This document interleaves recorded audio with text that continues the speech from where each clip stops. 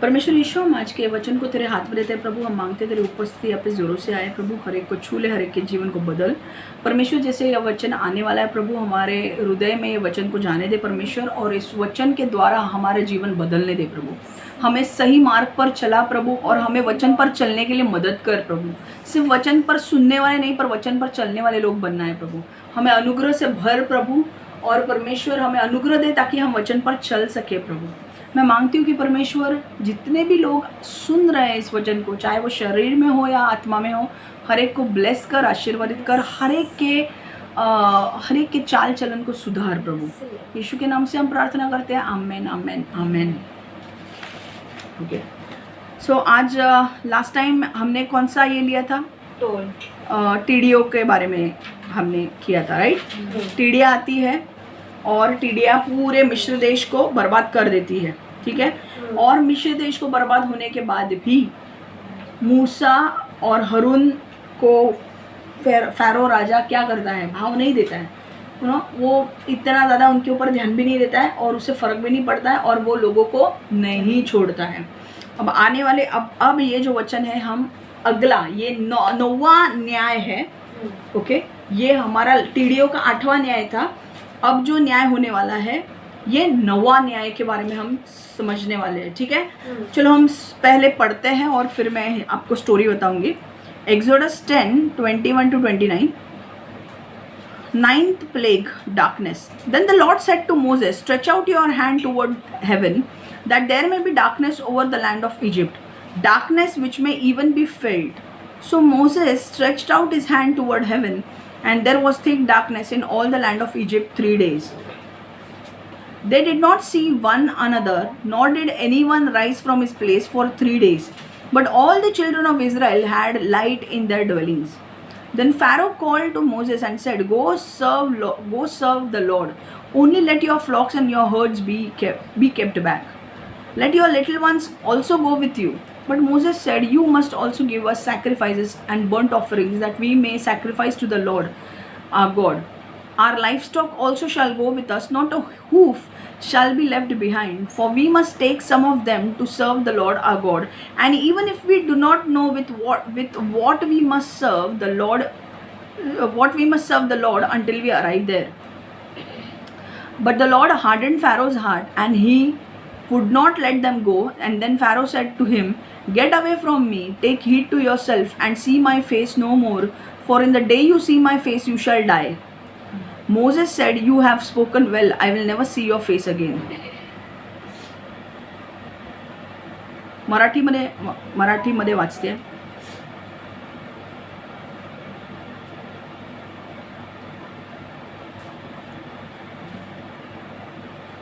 अंधाराची पीडा. मग परमेश्वराने मोशेला सांगितले, तू आपला हात आकाशात उंच कर, म्हणजे अवघा मिसर देश अंधारात गडप होईल. तो अंधार इतका दाट असेल की तुम्हाला चाचपडत जावे लागेल. तेव्हा मोशेने तसे केले, आणि अंधाऱ्या ढगाने अवघ्या मिसर देशला 3 दिवस गडप केले. कोणालाही दुसरे काहीही दिसेना, आणि म्हणून कोणीही उठून 3 दिवस कुठेही गेले नाही. परंतु इस्रायल लोक जिथे राहत होते त्या सर्व भागावर, म्हणजे गोशेन प्रांतात सर्वत्र भरपूर प्रकाश होता. तेव्हा पुन्हा फॅरोने मोशेला बोलवले. तो म्हणाला, तुम्ही जा व तुमच्या परमेश्वराची उपासना करा.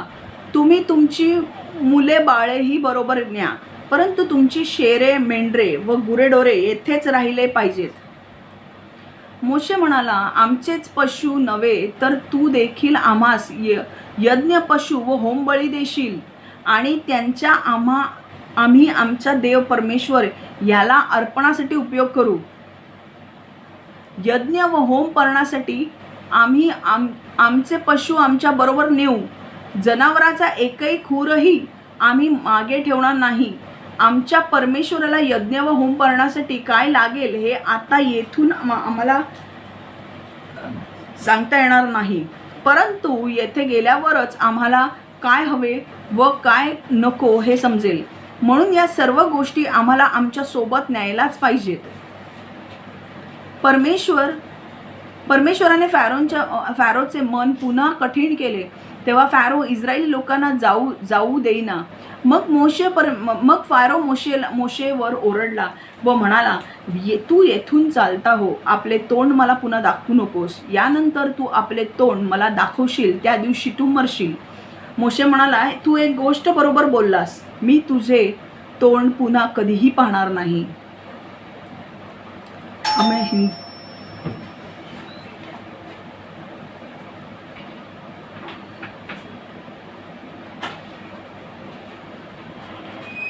ओके, लास्ट हिंदी में बोल रही हूँ.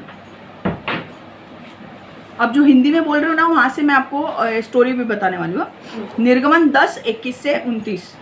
अंधकार. तब यहोवा ने मूसा से कहा, अपनी बाहों को आकाश में ऊपर उठाओ और अंधकार मिस्र को ढक लेगा. यह अंधकार इतना सघन होगा कि तुम मानो उसे महसूस कर सकोगे. देखो अब होता क्या है, देखो वापस मूसा और हारून जाते हैं फैरो के पास और फैरो को बोलते, देख हमारे लोगों को जाने दे, हम जाएंगे, हम परमेश्वर को उपासना करेंगे और बलिया भी चढ़ाएंगे. मूसा नहीं, फैरो जो होता है वो नहीं मानता है.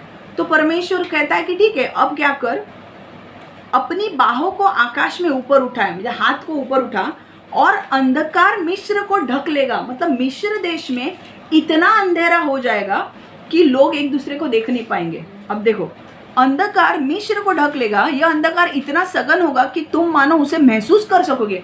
अंधकार को हम महसूस कर सकते हैं क्या? नहीं. हमको कुछ दिखता है, हम पकड़ सकते हैं क्या उसको? नहीं. बट यहाँ पर परमेश्वर बोल रहा है कि तुम महसूस कर पाओगे. कैसे? वो देखो. अतः मूसा ने हवा में बाहें उठाई और घोर अंधकार ने मिस्र को ढक लिया. मिस्र में 3 दिन तक अंधकार रहा. आप सोचो, अगर भारत देश में 3 दिन तक अंधकार रहता है, पूरा अंधेरा हो जाता है, ब्लैकआउट. ऐसे नहीं कि देखो, लाइट जाना अलग बात है. लाइट अगर जाती है तो, अगर सुबह का टाइम है और अगर लाइट जाता है तो भी प्रकाश तो रहता है ना, सूर्य प्रकाश रहता है, राइट. ये हम लाइट आउट की बात नहीं कर रहे हैं. यहाँ पे पूरा अंधेरा हो गया, मतलब सूरज ढक गया. समझ में आ रहा है?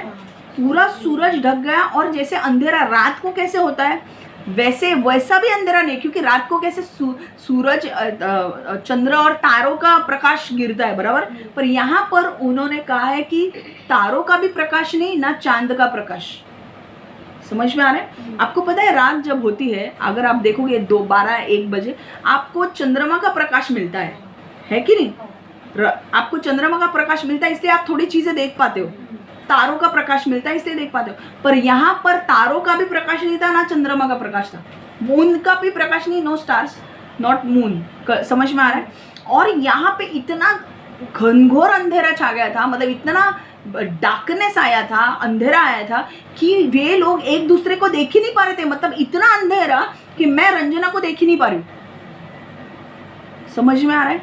हम अंधेरा होता और लाइट्स गए तो हम देख नहीं पाते, बट ये इतना अंधेरा था कि हम एक दूसरे को देख नहीं पा रहे थे. और वो 3 दिन तक, क्योंकि उन्हें कुछ दिख नहीं रहा था, वो 3 दिन तक अपने जगह से नहीं उठे थे, एक ही जगह पे बैठे थे, क्योंकि 3 दिन तक अंधेरा था. और वो अंधेरा सिर्फ मिस्र देश में था, इजिप्ट में था. बाकी गोशेन जो जगह थी जहाँ पे इजरायली लोग थे, वहां पर अंधेरा नहीं था, वहां पे अच्छा प्रकाश था. समझ में आ रहा था? इसका मतलब क्या है? परमेश्वर हमारे जो चांद तारे सूरज है, उनको भी क्या करता है? उनके ऊपर भी कंट्रोल करता है. समझ में आ रहा है? चांद तारे, उसके वजह से तुम्हारी लाइफ नहीं बनती है. एस्ट्रोलॉजी पर अगर तुम विश्वास करते हो, अरे हमारा तारा ऐसा है, हमारा तारा वैसा है, उसके ऊपर मत जाओ. परमेश्वर पर भरोसा रखो. परमेश्वर एक दिन में वो तारों का अलाइनमेंट चेंज कर सकता है तुम्हारे लिए.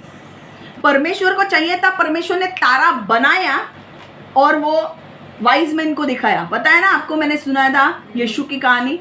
वो लोग मिडल ईस्ट से आए थे वो लोग, और उनको वो तारा दिखा, क्योंकि वो एस्ट्रोलॉजी पढ़ते थे. वो लोग देखते थे अरे क्या है, और उन्हें वो तारा दिखा और तारा गुल हो गया. परमेश्वर के हाथ में सारे प्लैनेट्स है. समझ में आ रहा है? सारे ग्रह परमेश्वर के हाथ में. कुछ लोग बोलते हैं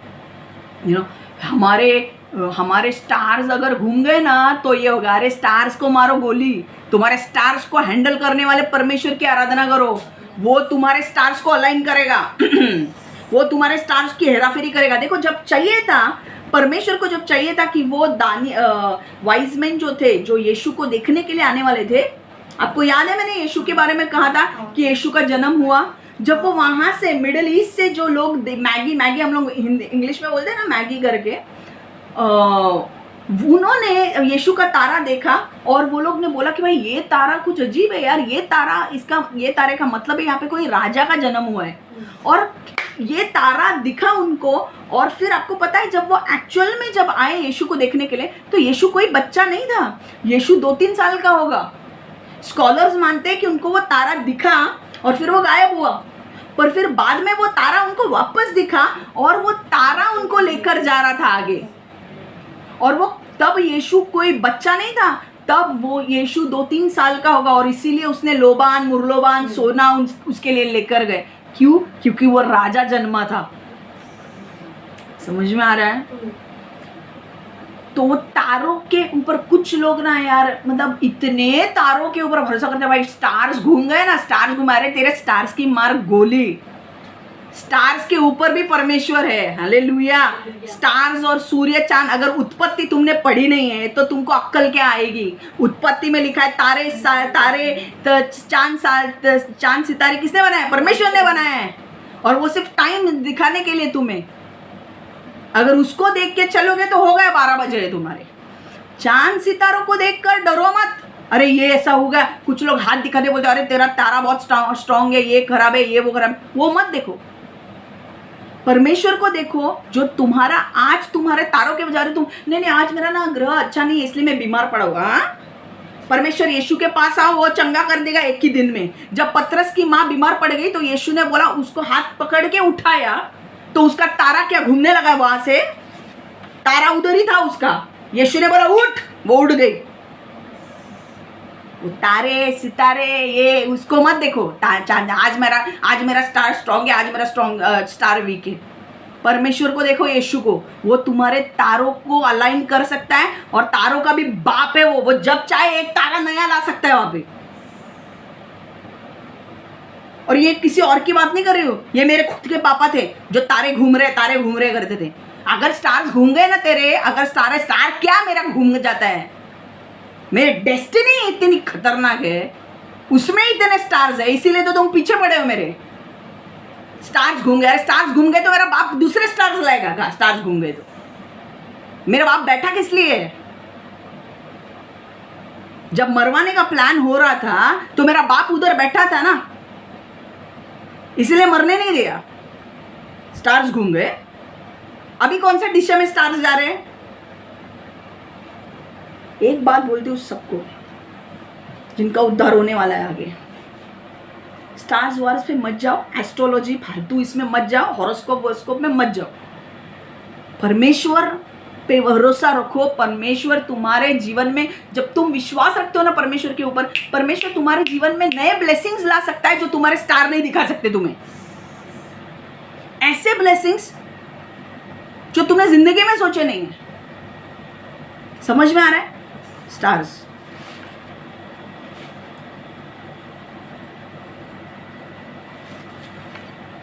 सुनो, कोई भी किसी अन्य को नहीं देख 23 वचन हम पढ़ रहे, कोई भी किसी अन्य को नहीं देख सकता था और 3 दिन तक कोई अपनी जगह से नहीं उठ सका, किंतु उन सभी जगहों पर जहां इज़राइल के लोग रहते थे प्रकाश था। देखो, अतः मूसा ने हवा में बाहें उठाई और घोर अंधकार ने मिस्र को ढक लिया।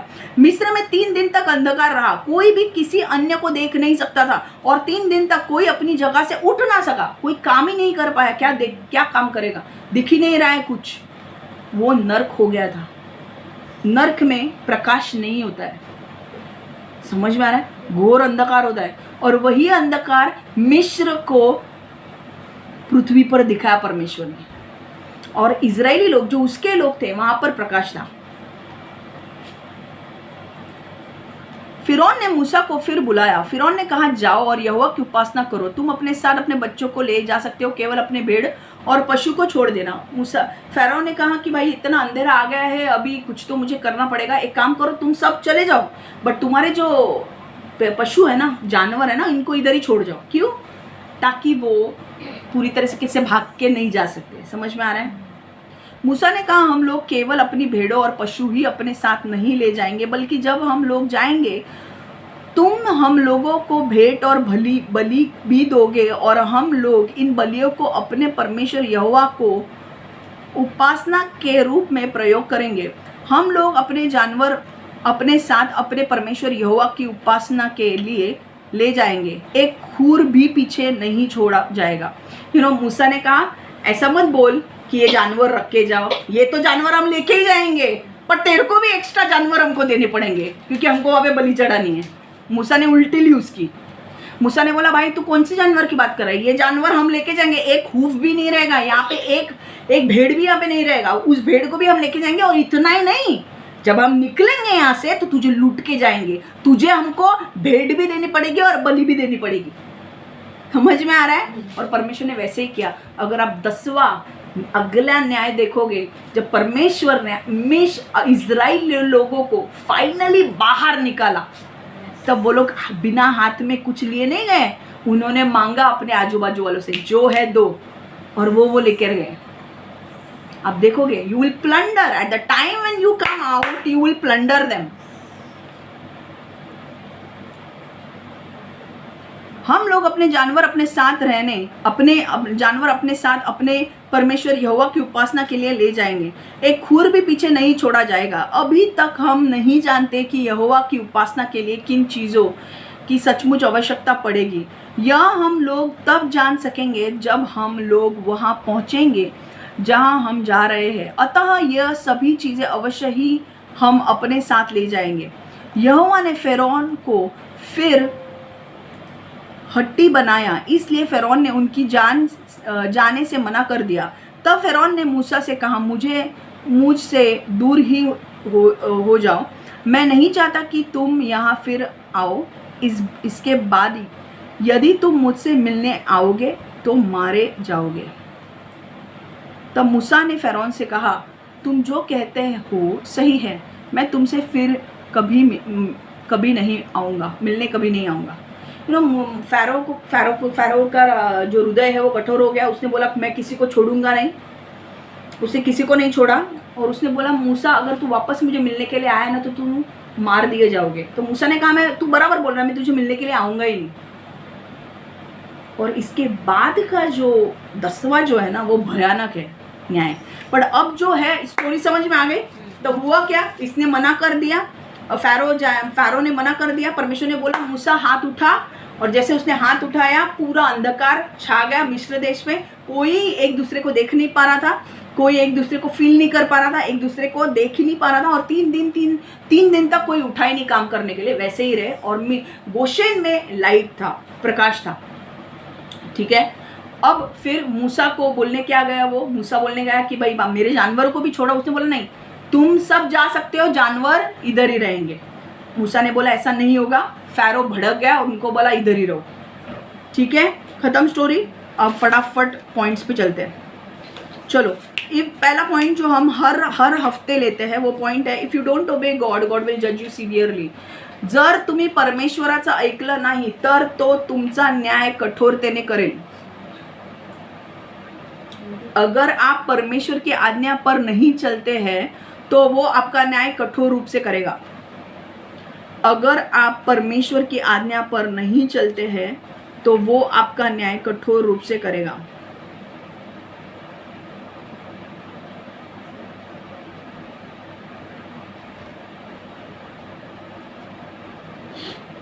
अगर आप परमेश्वर की आज्ञा पर नहीं चलते हैं तो वो आपका न्याय कठोर रूप से करेगा।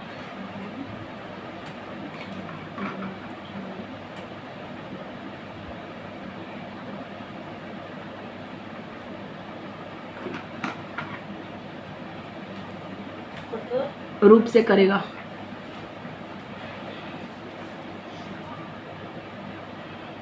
देखो हो गया लिख के। देखो फ़ैरो को 8 बार परमेश्वर ने बोला था कि भाई पहले 5 बार इतना कुछ ये नहीं हुआ, 6वीं बार भी इतना नहीं, 7वीं बार और उसके बाद जो परमेश्वर ने बोला था कि 7वें इसके बाद जो न्याय आएंगे वो बहुत कठोर होने वाले हैं, क्योंकि मैं अगर बोल रहा हूँ और तू उसको छोड़ नहीं रहा है। अब ये 9वां न्याय था और परमेश्वर ने फिर भी फ़ारो का हृदय कठोर किया ताकि महिमा परमेश्वर की दिख सके।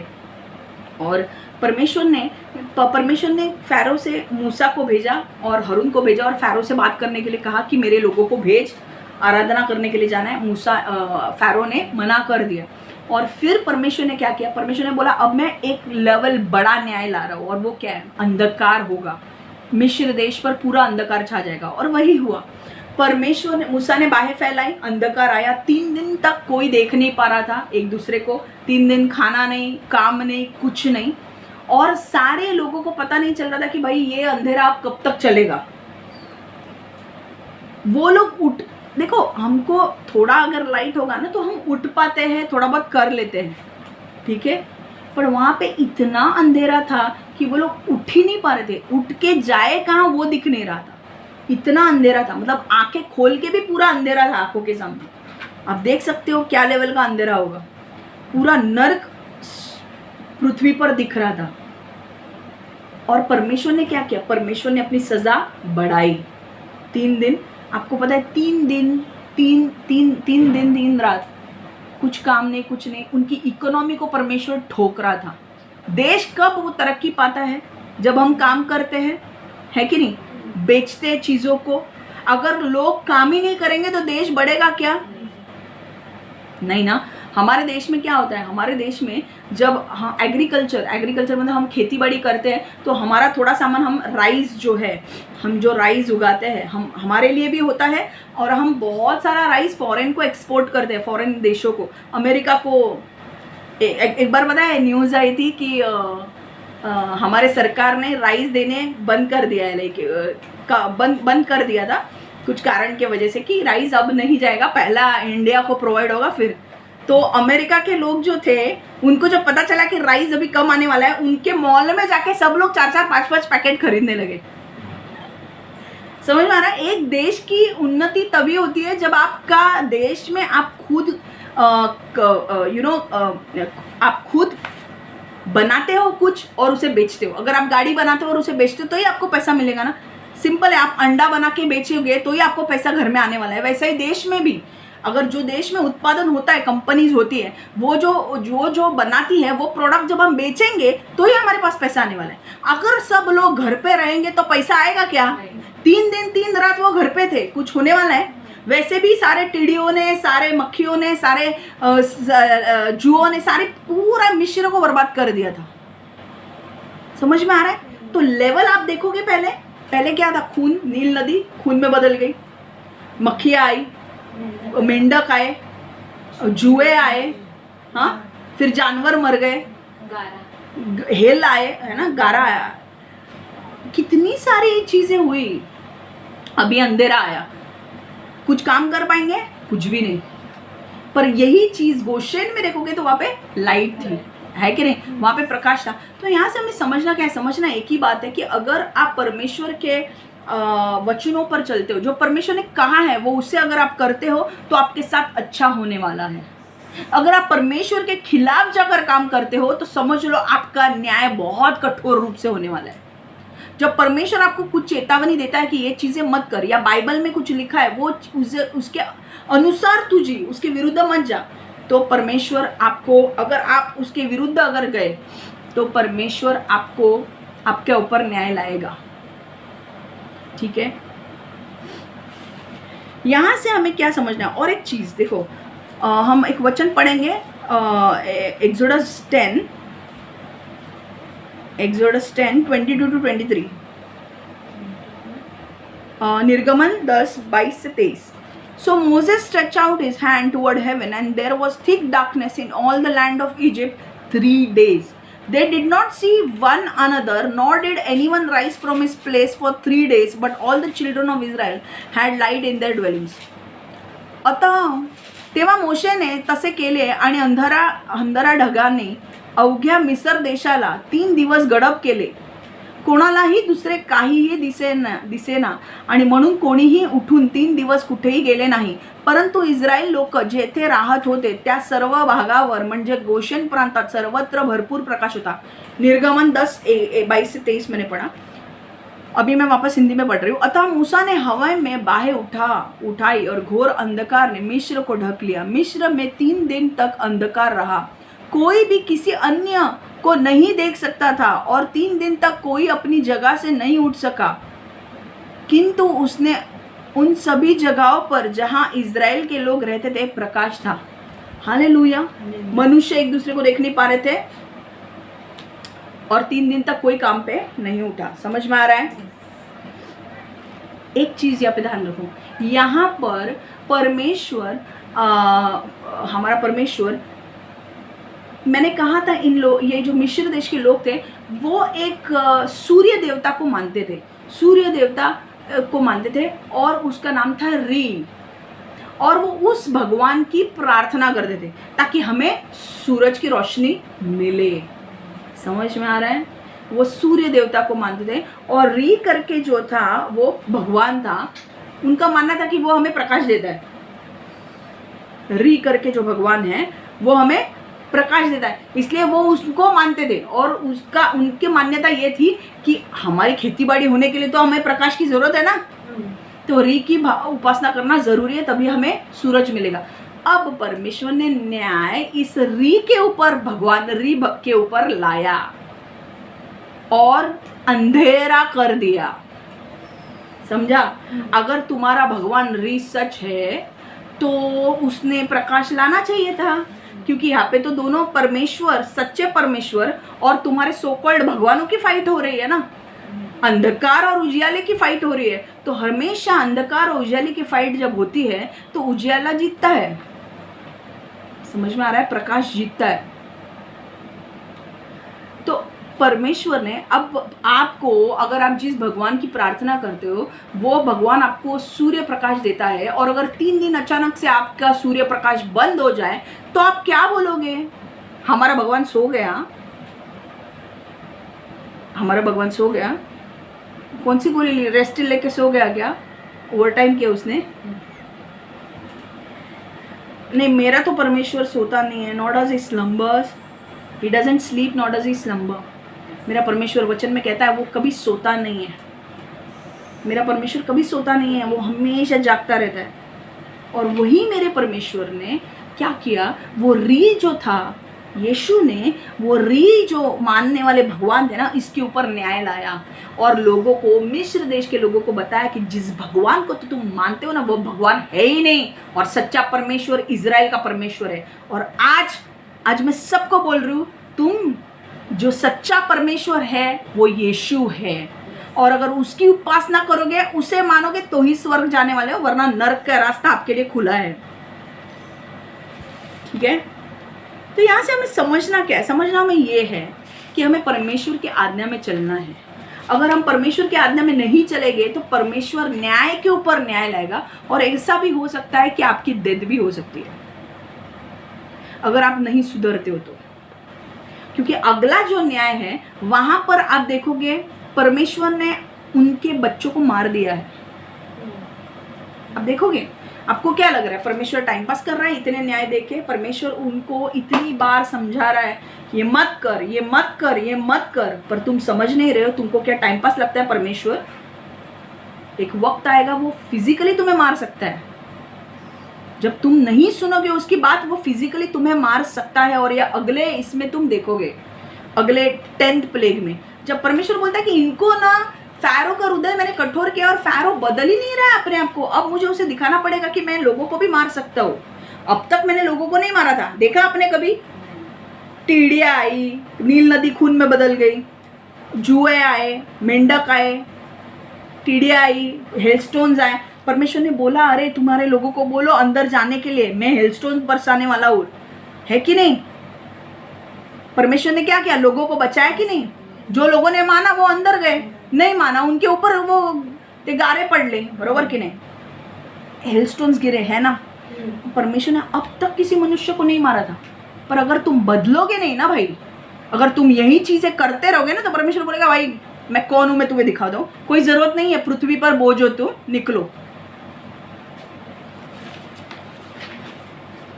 यहां से हमें सीखना क्या है, अगर हम परमेश्वर की बात मानते हैं तो हमारा भला होने वाला है, अगर हम परमेश्वर की बात नहीं मानते हैं तो हमारा नुकसान होने वाला है, हमारे ऊपर श्राप आने वाले हैं। समझ में आ रहा है? तो हमें क्या करना है, परमेश्वर की बात माननी है। समझ में आ रहा है?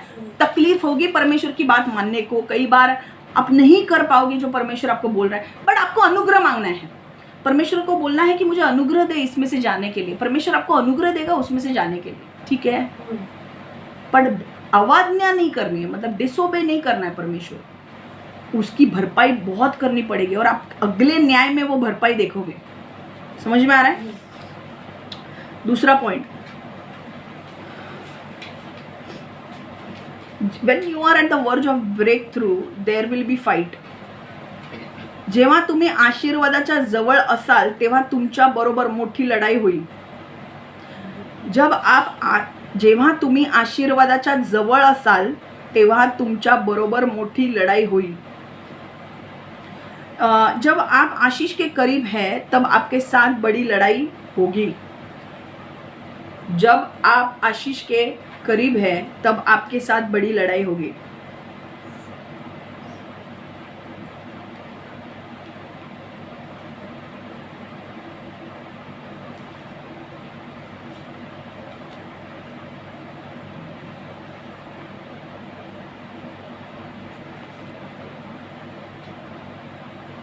लिखा है। देखो एक चीज ध्यान में रखो, यहाँ पे देखो क्या बोला है, जेव्हा तुम्ही आशीर्वादाच्या जवळ असाल तेव्हा तुमच्या बरोबर मोठी लढाई होईल।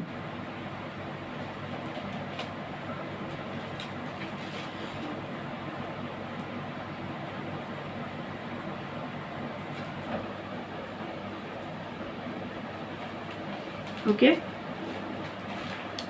10वां निर्गमन 10:24 हम पढ़ेंगे।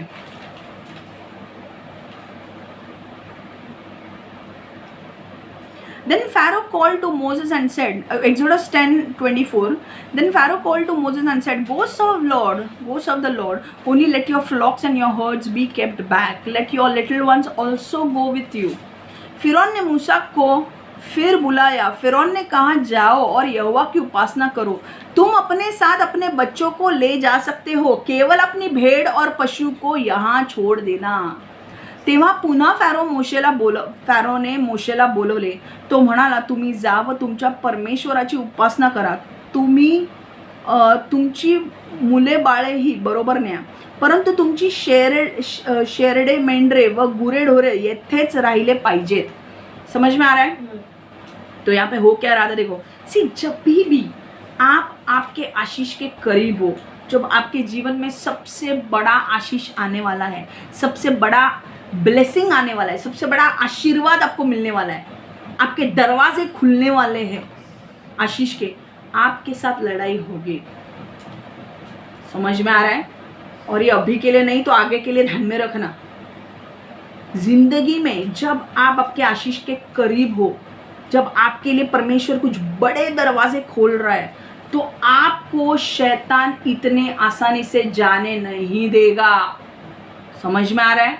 देखो फैरो राजा को इतने फटके पड़े थे कि उसकी इकोनॉमी बर्बाद हो चुकी थी। 9वां जो न्याय था उसमें पूरा अंधेरा आ गया था। इतना होने के बाद, जब अंधेरा होने के बाद उसको थोड़ी सी अक्कल आई तो उसने क्या कहा, फैरो के अंदर कौन था? शैतान। शैतान को पता था कि अब 10वां न्याय होने के बाद इनका टाइम आ रहा है कि ये लोग बाहर निकल जाएंगे और मेरे हाथ से कंप्लीटली निकल जाएंगे ये लोग। और शैतान को अपने अंडर लोगों को रखना बहुत पसंद है। शैतान कभी नहीं चाहता कि लोग फ्री रहे, वो हमेशा चाहता है कि उसके अंडर लोग रहे और उनसे वो गलत काम करवाता रहे। समझ में आ रहा है? फैरो के अंदर शैतान का आत्मा था, लूसीफर था फैरो के अंदर। समझ में आ रहा है? बड़े बड़े अधिकारियों में ना वैसे ही आत्मे होते हैं। लूसीफर बड़े बड़े लोगों के अंदर घुसता है क्योंकि वो अधिकार, उसे अधिकार चाहिए। एक तो जेजेबल और एक लूसीफर। लूसीफर वैसे ही है, उसको अधिकार चाहिए, वो अपना अधिकार किसी को नहीं देता है। एक चीज ध्यान में रखो, जब 430 साल का प्रॉमिस परमेश्वर ने दिया था कि इजरायली लोगों को कि 430 साल होने के बाद मैं तुम्हें निकालूंगा। अब शायद 430 साल होने के लिए थोड़े महीने बाकी थे और उसके पहले ये न्याय हो रहे थे। समझ में आ रहा है? या थोड़े दिन बाकी थे, क्योंकि न्याय एक के पीछे एक हो रहे थे। ऐसे नहीं कि 2-3 दिन वेट करो और करो न्याय एक के पीछे एक आ रहा था। एक हो गया, दूसरा हो गया, तीसरा। 10 दिन कंटिन्यूस न्याय चल रहे थे और 10वें न्याय के बाद उनको जाना था। तो मतलब 430 साल को 2-3 दिन बाकी होंगे, उसके पहले की ये बात होगी। और ये लूसीफर को पता था, शैतान को पता था कि अब ये 2-3 दिन के बाद तो फ्री होने ही वाले हैं, क्योंकि परमेश्वर ने पहले ही भविष्यवाणी दी थी अब्राहम को कि मैं तेरे चौथी पीढ़ी को बाहर निकालने वाला हूँ। लूसीफर को पहले ये चीजें पता होती है कि अब ये बंदा बाहर निकलने वाला है, अब ये बंदी बाहर निकलने वाले है। वो पहले लड़ेगा तुमसे ताकि तुम हार मानो। हालेलुया। इसीलिए तुम्हारा दरवाजा खोलने के पहले बहुत बड़ी लड़ाई होगी, पर उस लड़ाई के वक्त आपको हार नहीं माननी है, आपको वो सहन करना है और आपको आगे जाना है। समझ में आ रहा है? ऐसा मत समझो अभी नहीं है, आगे चल के काम आने वाला है। सबको पेलना है उसको, समझा ना? वो कोई तुम्हारा घर का नहीं है, वो तुम उसके किंगडम से बाहर आने वाले हो। और जो मैं सिखा रही हूँ ना, बहुत अच्छी तरह से दिमाग में रखो ये बात, सो मत, क्योंकि ये सारी चीजें आगे चल के काम आने वाली है तुम्हारी। जब आगे चल के तुम्हारा उद्धार होने के बाद जब तुम परमेश्वर के लिए काम करोगे, तब तुम्हारे ऊपर भी अटैक्स आएंगे। तब तुम्हें ये चीजें ध्यान में रखनी है। और जब अटैक आएंगे तो ये मत बोले अटैक क्यों आ रहे हैं, समझ लो तुम्हारे दरवाजे खुल रहे हैं। हालेलुया। इसीलिए उसने क्या किया, फ़ारो राजा ने बोला कि मैं सबको जाने देता हूँ। मूसा ने बोला हमारे बच्चे भी हमारे पास साथ जाएंगे, क्योंकि पहले क्या बोल रहा था, नहीं सिर्फ पुरुष जाएंगे। फिर अब बोलने लगा कि चलो अपने बच्चों को भी लेके जाओ, अपने बीवियों को भी लेके जाओ, पर अपने एनिमल्स को, पशुओं को, जानवरों को यहाँ पे रखो। क्यों? ताकि वो चाहता था कि वो वापस आए और वापस उसके बंदी बनकर रहे, that they should be slaves to them. Pharaoh समझा? एक चीज़ ध्यान में रखना, जब भी आपका डिलीवरेंस का समय आएगा, आपका उद्धार का आपका उद्धार का समय या आपका आशीष का समय आएगा, आपको शैतान इतनी आसानी से बाहर नहीं निकलने देगा। समझा ना? वो कुछ ना कुछ, इधर कुछ निकालेगा, उधर कुछ निकालेगा, इधर कुछ निकालेगा। उस टाइम पे भी आपकी आंखें परमेश्वर पर रखो। पहले बोल रहा था पुरुष को ही जाने दूंगा, अब बोल रहा है मैं अपने वाइफ को और बच्चों को भी लेकर जाओ। अब मैं क्या रखूंगा? जानवरों को रखूंगा। शैतान इतने आसानी से आपका छुटकारा होने नहीं देगा और आपको वो सताएगा एंड तक। क्यों? आपको ऐसा लगेगा यार मैं बाहर ही नहीं निकल पा रहा हूँ, मैं बाहर ही नहीं निकल पा रहा हूँ। और यही उसकी स्ट्रैटेजी होती है कि वो अपने आपको, वो ना आपको सताता है। मैं आपको एक स्टोरी बता दूँ, ये एक्चुअली रियल स्टोरी है जो हमने की थी। एक घर के लिए हमने पैसे दिए थे किसी के 25,000 एक लेडी को, और वो लेडी ने जाके दूसरे किसी और के नाम पे पेपर बनाए और किसी और को दे दिया वो घर। मतलब वो घर किसी और को नहीं देते ना, झूठे पेपर उनसे मंगवाए, हमसे साइन करके ली, और वो घर हमें नहीं मिला और वो 25,000 लेके बैठ गई। आज फ़ोन करो अभी देती हूँ, कल फ़ोन करो अभी देती हूँ, परसों फ़ोन करो अभी देती हूँ। 10 दिन हो गए, पैसे ही नहीं दे रहे।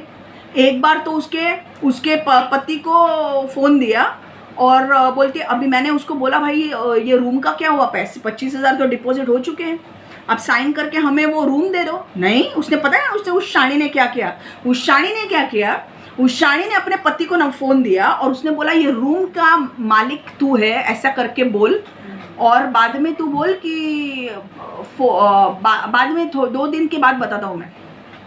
हमारा डिपॉजिट तो तूने ले लिया है, तो डिपॉजिट वापस कर। अगर रूम नहीं देना है तो डिपॉजिट भी देने को तैयार नहीं। वो पैसा मैंने किसी को दे दिया है, अभी तो 2 दिन में देती हूँ। वो आदमी फ़ोन करके जो बोल रहा था हमें, वो उसका पति था और वो एक्टिंग ऐसे कर रहा था जो ये रूम का मालिक है। हाँ, 2 दिन में मैं बताता हूँ, 2 दिन में मैं खाली करता हूँ चेयर्स, क्योंकि वहाँ पे ऑफिस था। इतना वो लेडी ने सताया, इतना सताया, और सता कर शैतान ना सता कर आपको ऐसा कर देता है कि आपको बोर होना चाहिए कि उसके पीछे लगने के लिए।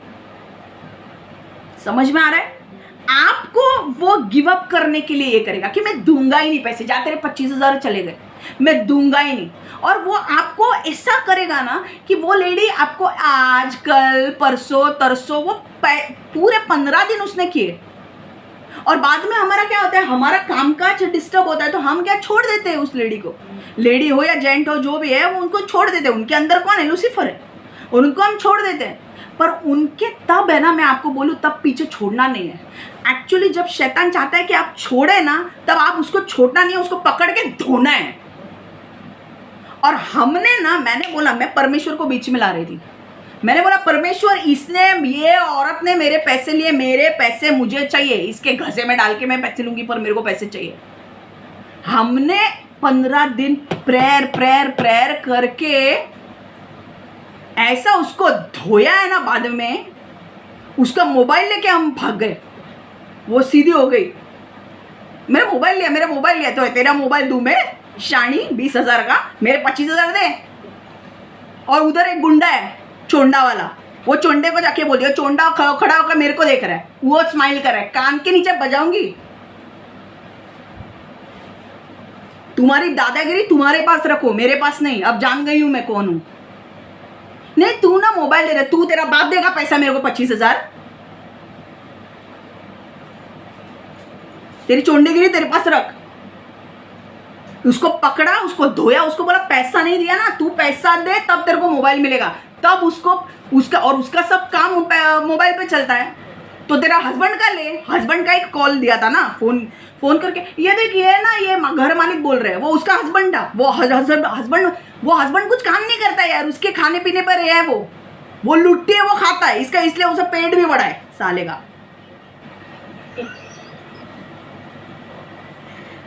कौन चाहिए तुमको, कौन चाहिए, तेरा बाप चाहिए, किधर है तेरी Shilpa,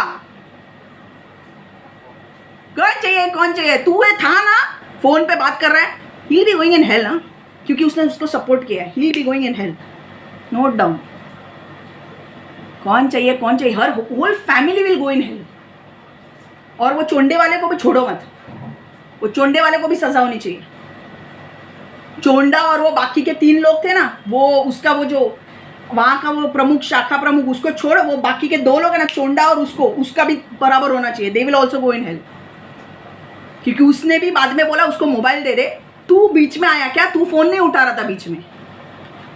Chonda will be in hell and that other person also will be in hell. नहीं चाहिए इधर मस्ती नहीं चल रही है, तुम्हारी बहुत मस्ती चल रही थी कि यार जिएगी या नहीं जिएगी। तब तक हम, इसको क्या पता ये रानी है या नहीं, हम तब तक हमारा मजा मार लेते हैं। तो मैं अब बोल रही हूँ, तुम दोनों, बीच वाला जो था ना, वो तो बहुत नाटक कर रहा था, he will be going in hell, and even Chonda वाला he will also be going in hell. जिसका तूने किया है ना, तू उसी के पास जाएगा। थोड़े दिन में उनका न्यूज आई जाएगी, आपको पता चल जाएगा कितने लोग बचे और कितने नहीं। Put him in hell. यहाँ का गुंडा मैं ही हूं और मेरे ऊपर यीशु है, बाकी कोई गुंडा नहीं है इधर।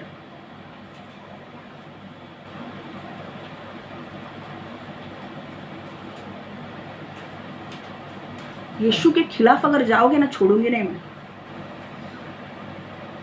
पकड़ा उसको, प्रेयर में रखा, पैसा आधा मिला, बोला आधा थोड़े दिन के बाद देगी, प्रेयर में रखा, परमेश्वर मुझे ये औरत से पैसे चाहिए।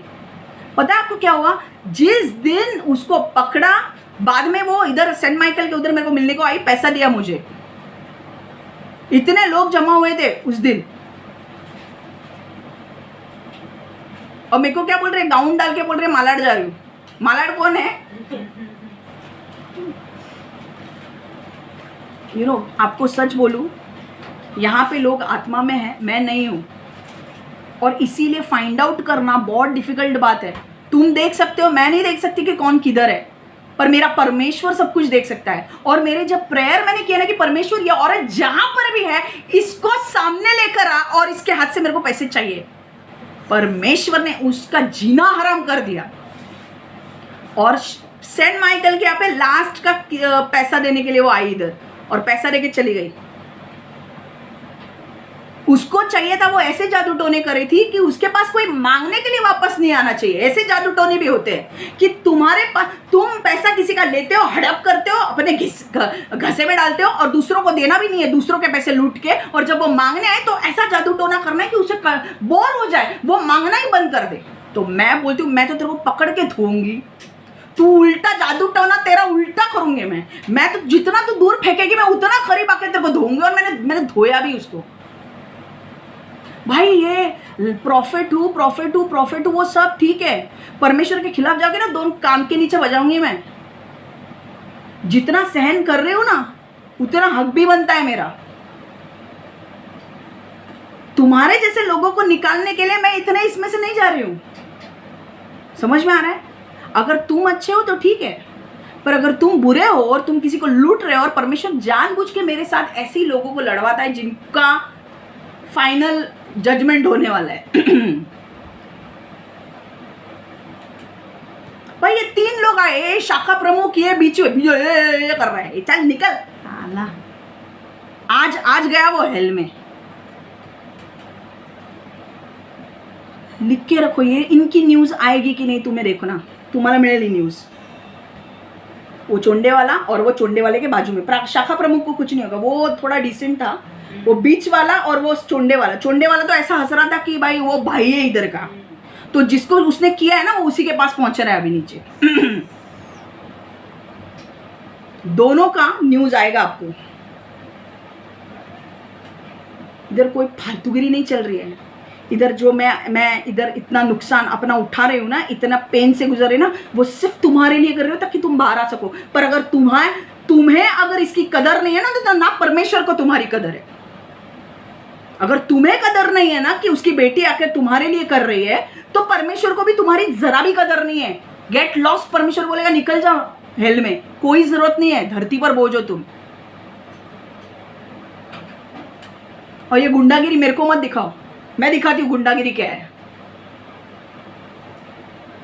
मेरे स्वर्गदूत सिर्फ इसलिए चुप है ना क्योंकि टाइम नहीं आया है। 24 मई के बाद देखो, कान के नीचे ही बजाएंगे, नहीं तो तलवार निकालेंगे।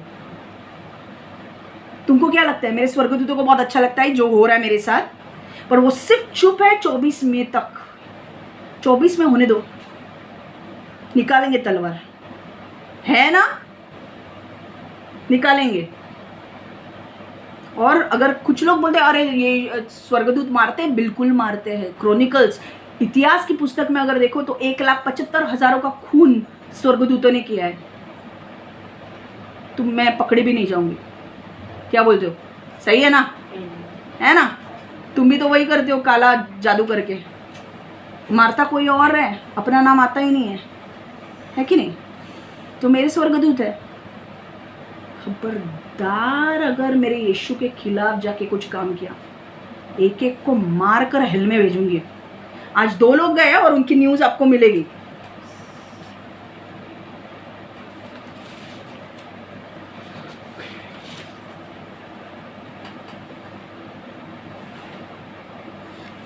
तो समझना क्या है? समझना ये है कि जब आपका आशीष आने वाला है तो लड़ाई होगी, और लड़ाई होगी तो आपको पीछे नहीं हटना है। ओके? काला जादू करके कुछ लोग आपको ऐसा निराश कर देंगे कि आपको उस पर्सन से मांगना कोई बोर होने लगेगा। इस व्यक्ति के पास जाने कोई बोर होगा। क्यों? क्योंकि वो जादू टोना है। पर आपको ऐसा होने नहीं देना है, आपको जाके वो काम करना है। अभी अगर नहीं कर सकते तो आगे जब यीशु में आओगे तो ये करना। गिव अप मत करो, तुम्हारे हक का है, लो। समझ में आ रहा है?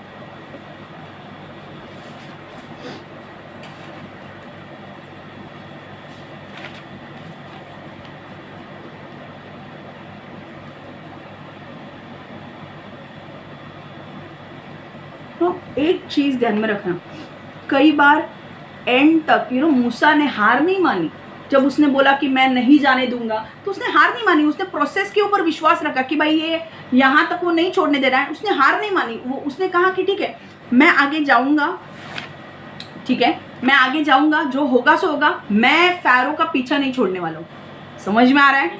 तो लड़ाई होगी, पर लड़ाई में पीछे नहीं हटना है, उसका पीछा करते रहना है जब तक तुम्हारा आशीष नहीं मिलता है। समझ में आ रहा है?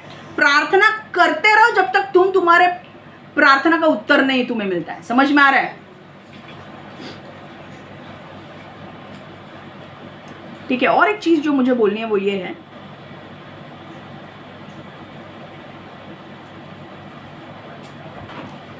मैं तो ना सीरियसली, मैं किसी के बाप से नहीं डरती। मेरे मुंह से गाली भी निकलेगी ना तो भी चलेगा, क्योंकि इतने इतने हरामखोर लोग मुझे यहाँ पे मिले। और आप अगर मेरे मेरे जगह पे होते ना तो आपने भी गाली दी होती। आप खुद को मेरे जगह पे रह के देख, बताओ अब क्या लगेगा आपको। आत्मा में देखना और बिना 3D में रहना ना बहुत फर्क है। आप 3D में रहोगे ना तब आपको मेरी चीजें समझ में आएगी। सब देख के, जब नौटंकी चल रही है सब देख के मजा ले रहे हैं, बहुत इजी है, बट जब आप उसमें रहोगे ना वो प्रॉब्लम में, तब समझेगा।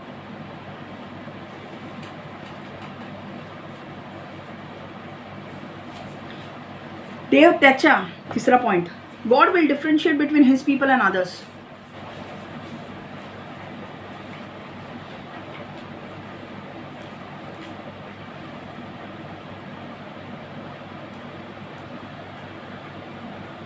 परमेश्वर, देव त्याच्या लोकांमध्ये आणि दुसऱ्यांमध्ये फरक करतो।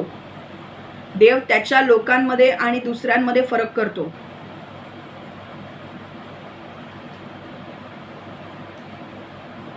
परमेश्वर अपने लोगों में और दूसरों में फर्क करता है।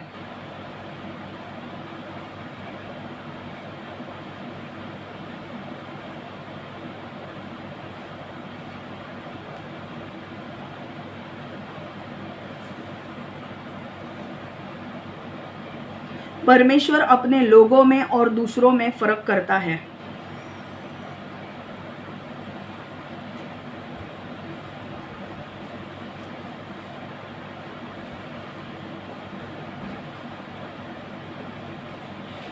तो न्याय उसके ऊपर आ रहा है ना। कुछ लोगों के ऊपर आज जो न्याय आ रहा है ना, वो इसलिए आ रहा है क्योंकि उन्होंने कुछ किया है। ऐसे ही किसी को श्राप नहीं मिलते। परमेश्वर, मैंने नहीं देखा है, पर परमेश्वर ने देखा है कुछ तो उन्होंने किया है, इसके वजह से उनके ऊपर न्याय आ रहे हैं। तुम जब परमेश्वर के भविष्यवक्ता के साथ लड़ते हो ना, खबरदार रहो। उस टाइम पे उनको लगा अरे यार हो गया खत्म। 2-3 साल के बाद परमेश्वर ने वही चैप्टर खोला और फाइनल जजमेंट लाया, जो आज हुआ। उन दोनों को आप देखोगे और आपको न्यूज़ मिलेगी। और डरना मत उससे। देखा ना तो स्माइल करना, उसको बोलना भाई जितने दिन बचे हैं ना अच्छे से जी ले।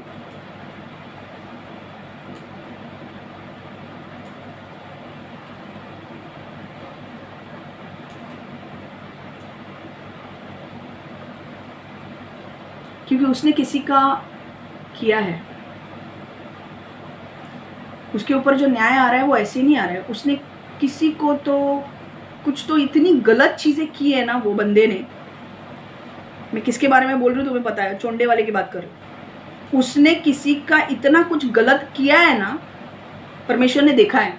और कुछ लोग, जिन लोगों का उसने किया है ना, वो लोग रो रहे थे न्याय आने के लिए। आज वो न्याय उसके ऊपर आया है। हमें लगता है कि वो ठीक है, वो ठीक नहीं है। उसने किसी का किया है गलत और वही न्याय उसके ऊपर आ रहा है, वरना नहीं आता परमेश्वर, उसको नहीं कर रहा है, पर कुछ तो किया है उसने, इसलिए वो जा रहा है। समझ में आ रहा है? तो ऐसा मत समझो कि हमने आज मजा ले लिया इसका तो आगे हमें कभी न्याय नहीं मिलेगा। तुम्हें क्या पता 2 साल के बाद तुम्हें परमेश्वर वही केस खोलेगा, वही फाइल खोलेगा और तुम्हारा न्याय करेगा। वो जब हुआ था तो 2023 था, आज 2025 चल रहा है। आज तुम्हारे तारों की दिशा बदल गई है ना। सेटन, कौन सेटन? एक तारा जो ग्रह है, उसको लात मार के परमेश्वर ने दूर किया है ना, शैतान को।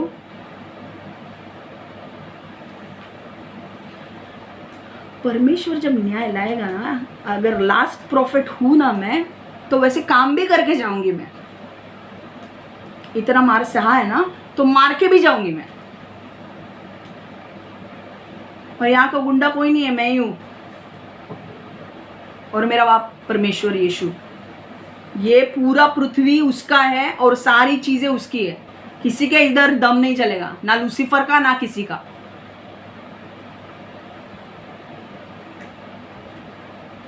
अब आगे चल के देखते जाओ कितने लोगों के न्याय होते हैं।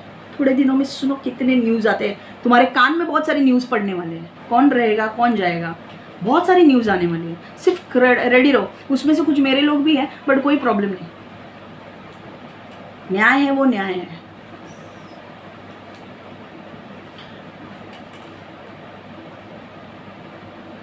तेईसवां वचन हम पढ़ेंगे, एक्सोडस निर्गमन 10:23वां वचन।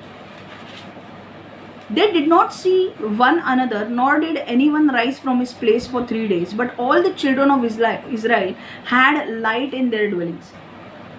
कोई भी किसी अन्य को नहीं देख सकता था और 3 दिन तक कोई अपनी जगह से नहीं उठ सका। किंतु उन सभी जगहों पर जहाँ इज़राइल के लोग रहते थे प्रकाश था, कोणालाही दुसरे काहीही दिसेना आणि म्हणून कोणीही उठून 3 दिवस कुठेही गेले नाही।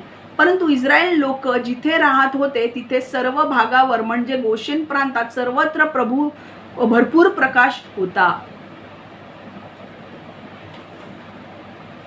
पूर्ण देशाला देखो, मिस्र देश में पूरी जगह पे अंधेरा छा गया था, राइट है। एक दूसरे को लोग देख नहीं पा रहे थे, इसने 3 दिन काम भी नहीं किया, है कि नहीं। पर वही जगह दूसरी जगह गोशेन में, वहां पर क्या था, उजाला, प्रकाश था वहां पे। क्यों? क्योंकि परमेश्वर अपने लोगों में और दूसरों में फर्क करता है। देखो ना, सबने ये चीज देखी है जो मैंने अभी स्टोरी बताई, सबने देखी है वो स्टोरी। मुझे पता नहीं था कि ऐसे चल रहा है, कि आप भी देख सकते हो, है कि नहीं। पर मेरे लिए कितना कठिन था वो औरत को ढूंढना, है कि नहीं। मेरे लिए कितना कठिन था कि वो जो औरत थी वो अंधकार में रहने वाली औरत थी, वो कहाँ गुल होगी मुझे क्या पता, पर तुम्हारी नजर थी, तुम आत्मा में उसे देख सकते हो, है कहाँ है वो, है कि नहीं। अब क्यों ओवर कर रहे हो, सबको पता है सब सच, है कि नहीं। तुम आत्मा में सबको देख सकते हो कि कहाँ कौन किधर है। मैं देख पा रही थी नहीं, मुझे पता नहीं था। पर परमेश्वर ने, क्योंकि मैं परमेश्वर की बेटी हूँ, परमेश्वर ने, मैंने जब प्रार्थना की कि परमेश्वर किसी का काम मैंने लिया है, 25,000 मैंने उसको मेरे हाथ से दिए हैं, ये औरत मेरे 25,000 की वाट लगा रही है और मुझे पता नहीं है ये औरत कहाँ है, इसको मैं कहाँ ढूंढूं। ये आज बोलती है आजा कला परसों तरसों, यही चालू है। अब मैं इसको कैसे ढूंढूं। आपके लिए ढूंढना इजी था कि नहीं, उसको था कि नहीं, आप देख सकते हो कि नहीं। हाँ बोलो, हाँ। क्या नाटक कर रहे हैं, 2 महीने रह गए अभी सच बोलने के लिए, कितना नाटक है इधर, क्या है कि नहीं। मेरे लिए मुझे क्या, आप मेरी मदद कर सकते थे नहीं, क्यों, क्योंकि आप अलग टीम में हो, है कि नहीं। पर मैं परमेश्वर की टीम में हूँ। मैंने कुछ आपको किया क्या, कभी गुस्सा दिलाया, अलग टीम में हो तो नहीं ना। तो देखो, पर परमेश्वर को पता था वो कहाँ है। परमेश्वर को मैंने जब प्रेयर किया, परमेश्वर ने बोला इसको पकड़। वो ऊपर वाली औरत जो हमारे वो घर के तुम्हारे ऊपर वो जो रहती थी, उसने बोला मुझे पता है वो कहाँ रहती है। उसने अपनी आंखों का इस्तेमाल किया और मुझे बताया कि वो यहाँ पे है, पकड़ इसको। हमने ऐसा धोया है ना उसको, पूरे चाल में उसको लेके गए। फर्स्ट टाइम ऐसा मैंने चाल वाल में इतने, मतलब पिक्चरों में देखा है मैंने, इतनी भीड़ जमा है, पर ये मैंने फर्स्ट टाइम। और मुझे पता नहीं था, मुझे लगता ना मेरे मम्मी पापा जानेंगे तो पता नहीं क्या बोलेंगे, पर वो भी देख रहे थे। इतना धोया हमने उसको, है ना। परमेश्वर जब परमेश्वर को बोलते हो, परमेश्वर मुझे तो दिख नहीं रहा है यार, मुझे कुछ समझ में नहीं आ रहा है कि मैं कहाँ से बाहर लाऊं, मैं इसको कहाँ पकड़ूं, ये शानी किधर घूमती रहती है। मैंने जब परमेश्वर को बोला तो वहां पर संध्या था, जो इन्हीं के पैसे थे, जो इनके ऊपर जो रहती थी उनका नाम था I think Pramila I guess, yeah, और उसने हमारी मदद की। उसने बोला मुझे पता है उसके कौन से अड्डे हैं, और वो देख सकती थी कि वो कहाँ है। ये कम ऑन यार, इतना नाटक मत करो अभी। वो देख सकती, उसने हमको लेकर गई वहाँ पे, और उसने मुझे बोला देख यहाँ पे है वो। परमेश्वर तुम्हारे दूसरे दुश्मनों के टीम में से ही लोगों को इस्तेमाल करेगा तुम्हारे दुश्मन को पकड़ने के लिए। हालेलुया, आमीन। क्या प्रमिला देख नहीं सकती थी? प्रमिला देख सकती थी। ए अब बहुत ओपन हो रहा है, वेल नीचे नीचे आ रहा है, अभी पर्दा नीचे आ रहा है, अब तुम भी वैसे ही रहो। उसने मुझे बताया कि वो वहाँ पे है। हम लोग गए, उसको पकड़ा, उन्होंने पैसे भी ले लिए। बाद में सेंट माइकल के पास आई वो, बाकी के पैसे दे दिए हमने, संध्या दाई को दे दिए पैसे, मामला ख़त्म। पर मुझे बोलना क्या है? बोलना ये है कि परमेश्वर अपने बच्चों में और दूसरों में फ़र्क करता है। देखो शैतान के बच्चों के लिए वहाँ पे क्या था? अंधेरा था, पर परमेश्वर के बच्चों के लिए प्रकाश था। मैं देख पा रही थी क्या? परमेश्वर नहीं पता कहाँ पे है वो, मुझे नहीं दिख रहा है। परमेश्वर ने बोला मत डर, उसके ऊपर वाली को ही पकड़ता हूँ मैं। उसका मोबाइल लेके भाग उसका मोबाइल लेके भाग। पता चला उसका मोबाइल लेके जब भागी तो पता चला कि इसने इसका आधार कार्ड लिया है, पेपर लिए हैं, और ये भी उससे मांगने जा रही थी तो वो दे नहीं रही थी। अभी ये कितना सच्चा मुझे पता नहीं, वो मांगने जा रही थी पर वो दे नहीं रही थी। और जब उसको पकड़ा, अरे उसने मेरे को बोला, अरे मैं भी इसको कितनी बार बोला मेरा आधार कार्ड दे, मेरा ये दे, ये दे ही नहीं रही है। आधार कार्ड, दूसरे के आधार कार्ड के जेरोक्स अपने पास रखती थी घर पे ताकि उनके पेपर काम में आए। और परमेश्वर ने बोला तू थोड़ा सा अपना पिक्चर में, अभी बहुत एकदम खतरनाक अभी चेंज आने वाला है, धमाल आने वाला है, सेकंड हाफ बहुत धमाल है। मैंने बोला सेकंड हाफ? परमेश्वर मेरे को टेंशन आ रहा है इसके 25,000। परमेश्वर ने बोला डोंट वरी बेबी। प्रमिला को बोलता हूँ नीचे आ प्रमिला नीचे आई। प्रमिला हमें लेकर गई मेन जिस बंदे का घर है उसके पास, और इसका मोबाइल हमारे पास, शिल्पा का मोबाइल हमारे पास। परमेश्वर ने बोला तू क्यों टेंशन ले, मोबाइल लेके भाग मोबाइल लेके भाग। वो देखो, वो आत्मा में थी पर उसका आत्मा कुछ कर पाया क्या? क्योंकि मेरे आवाजू में कौन था? स्वर्गदूत थे। तो वो आएगी भी तो भी देख के पीछे हटेगी, आई तो भी, क्योंकि स्वर्गदूत ऐसे तलवार निकालेंगे, पीछे जा हम पहुंचे भावेश के घर में, जिसका घर था वो, उनको बोला भाई इसने देखो झूठे पेपर बनाए आपका। अरे उन्होंने बोला हमारा आधार कार्ड लिया? यस, आपका आधार कार्ड लिया, आपके पेपर बनाए, आपके पेपर बना के हमने 25,000 उसको दिए, बट इसने हमको आपके घर में आने नहीं दिया, और यही 25,000 लेके इसने किसी और को दे दिए है। और फिर उसका भांडा फूट गया, और फिर हमने वो घर भी देख लिया। फिर हमने नीचे आया और हमने बोला प्रमिला जो ऊपर थी, हमने पूछा, सबको स्टोरी पता है इसलिए मैं शॉर्ट में बोल रही हूँ। प्रमिला को मैंने बोला ये घर, संध्या दी बोल रही है ये घर कितना अच्छा है। हम लोग बोले ये घर गया है क्या? नहीं गया है, अभी भी नहीं गया है। हमने बोला ठीक है हमें यही घर चाहिए, और 25,000 हम उससे वसूल करके तुम्हें दे देंगे। 25,000 हमने वसूले है कि नहीं, और उससे दे दिए। भावेश जो ओनर है उस घर का, उसको दे दिए, और हम उस घर में एंट्री की, या और जो अभी भी चल रहा है यीशु के नाम से, और आगे भी चलता रहे। हालेलुया। और आज जब कभी भी कई बार ऐसा होता है कि मुझे कभी ज़रूरत पड़ती है, वो घर हम इस्तेमाल करते हैं। हालेलुया। तो परमेश्वर शैतान के टीम के बंदे को इस्तेमाल करके, उसकी आंखों का इस्तेमाल करके मुझे हेल्प करेगा मेरे मकसद तक पहुंचने के लिए। समझ में आ रहा है? प्रमिला क्या मेरी सगी थी? पर उसको परमेश्वर ने बोला प्रमिला मैं तुझे यूज करने वाला हूँ, और तुझे उसको बताना है वो कहाँ है। प्रमिला ने बोला यस मैं करूँगी, और प्रमिला ने किया हेल्प। फर्क करता है अपने लोगों में। समझ में आ रहा है? ये फर्क क्या था? आज मेरा रिलेशन परमेश्वर के साथ था, इसलिए उसने दुश्मनों के ही लोगों को इस्तेमाल करके दुश्मन को पकड़ने के लिए मदद की। समझ में आ रहा है? आज अगर मैं परमेश्वर के इसमें नहीं होती तो आप मुझे मिलता क्या? नहीं। लूसीफर के टीम में उनके लोगों के भाई उनको मिलता नहीं है कि नहीं? दूसरे लूट जाते हैं और उनको मिलता नहीं है कि नहीं? बट परमेश्वर है, वो छोड़ेगा? वो क्या करेगा? लाइट, अगर तुम परमेश्वर के बच्चे हो और परमेश्वर के बच्चे का पैसा हड़प किया, अरे हड़पना तो किसी और का हड़पना था भाई, मेरे मत हड़प। तुझे पता नहीं है मैं कौन हूं। परमेश्वर डेफिनेटली अपने बच्चों का ख्याल रखता है, अपने बच्चों को प्रोटेक्ट करता है। तुमको क्या लगता है वो जादू टोना नहीं कर रही होगी मेरे ऊपर? कर रही होगी। तुमको क्या लगता है वो 3 हीरो वहां पे ऐसे ही आए? वो पूरा लूसीफर का प्लानिंग था, ये 3 हीरो वहां पे आएंगे।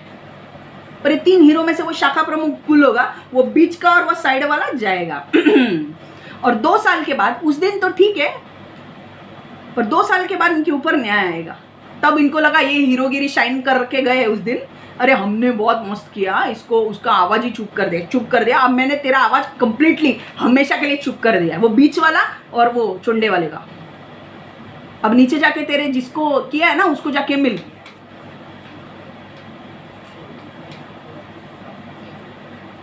परमेश्वर फर्क करता है वो अपने लोगों में। अगर तुमने, और देखो एक काम करो, परमेश्वर का न्याय ना जरूरी नहीं है कि उसी वक्त आए, परमेश्वर का न्याय थोड़े सालों के बाद भी आ सकता है। तो ऐसा मत समझो कि अरे हमने तो इसका बहुत इस्तेमाल कर लिया, हमको तो हम छूट गए। नहीं, तुम छूट नहीं गए, तुम्हारा न्याय आ रहा है अब।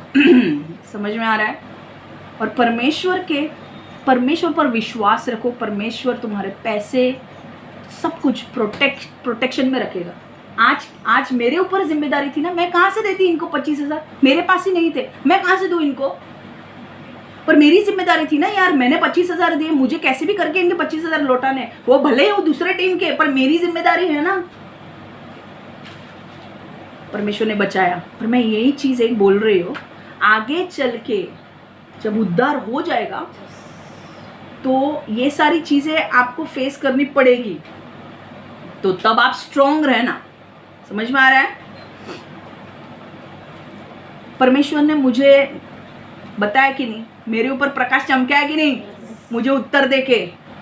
और जो अंधेरे लोगों ने प्लान किया था मेरे खिलाफ जाके, उनका क्या हुआ? मुंह काला किया कि नहीं? वो आपको पता है, जिस दिन मेरा पैसा मिल गया ना मुझे, उस दिन शिल्पा के अगेंस्ट इतने लोग आए और बोलने लगे इसने हमारा भी पैसा लिया, इसने हमारा भी पैसा लिया, इसने हमारे भी पैसा लिया। सच में लिया था ना? और 4-4 साल तक रिटर्न नहीं किया था। लोग थक के पीछे हट गए थे। और ऐसा कुछ करती थी ना वो जादू टोना कि एक बार किसी का पैसा लूट गया कि वो वापस उसके पास नहीं आना चाहिए पैसे मांगने के लिए। ऐसा जादू टोना होता था। पर हमने ऐसी धुलाई की ना कि दूसरे भी लोग आके मांगने लगे। और अगर पैसा वापस नहीं दिया ना, अब तो थोड़े ही दिन बाकी है तेरे, पर जिन जिन लोगों का पैसा दिया ना, वापस कर सबको। समझ में आ रहा है? तो यहाँ से हमने क्या सीखा है? चलो फटाफट, अगर आप परमेश्वर की बात नहीं मानते हो तो आपका न्याय कठोरता से होगा। दूसरा पॉइंट हमने क्या सुना? आपके साथ बड़ी लड़ाई होगी। ठीक है, जब आप आशीष के करीब हो तो आपके साथ बड़ी लड़ाई होगी। और परमेश्वर अपने लोगों में और दूसरे लोगों में न्याय फर्क करता है कि नहीं? अगर परमेश्वर की बात, शैतान के लोग परमेश्वर की प्रार्थना करने लगे तो परमेश्वर सुनेगा क्या? बोलेगा तेरे बाप को जाके बोलना, मुझे क्यों बोल रहा है? कवर्नेंट तो तूने किया है ना, मैंने नहीं छोड़ा था तुझे, तो तेरे बाप को बोल। पर तेरा बाप इतना बेकार है कि वो तेरी क्या ख्याल रखेगा, वो सिर्फ अपना देखता है।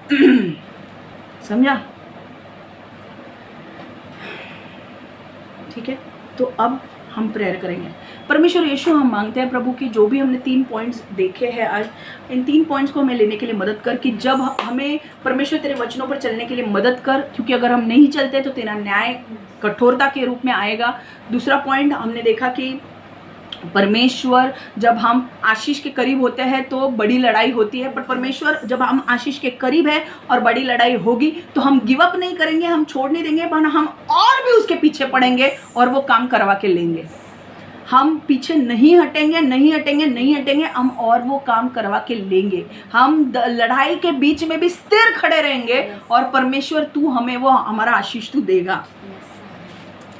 तीसरा पॉइंट, तूने परमेश्वर ये कहा कि तू अपने लोगों में और दूसरे के लोगों में फर्क करता है। यस परमेश्वर, तूने फर्क किया है प्रभु। तू अपने लोगों को हमेशा सेफ रखता है, उनके पैसों को सेफ रखता है, उनके कपड़ों को, उनके खाने पीने को, उनके जीवन को, उनके घरों को सेफ रखता है। परमेश्वर कितना भी परमेश्वर शैतान चाल चले कि उनके घरों के ऊपर आँच आए, कुछ भी आ जाए, पर तू वो आँच आने नहीं देता है प्रभु, क्योंकि तू प्रोटेक्शन उनके ऊपर रखता है।